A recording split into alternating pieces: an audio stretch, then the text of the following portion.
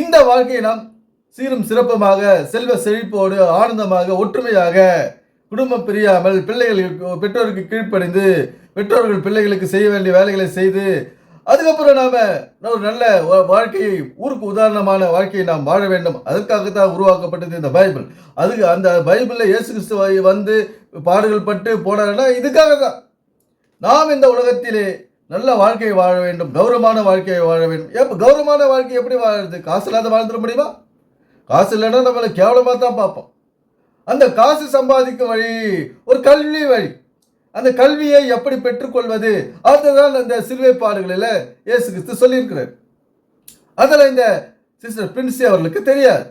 இந்த பயனுள்ள விஷயம் எல்லோருக்கும் சென்று சேர நம்முடைய சேனலை பைபிள் சீக்ரெட் தமிழ் சேனலை சப்ஸ்கிரைப் பண்ணுங்கள், லைக் பண்ணுங்கள், ஷேர் பண்ணுங்கள்.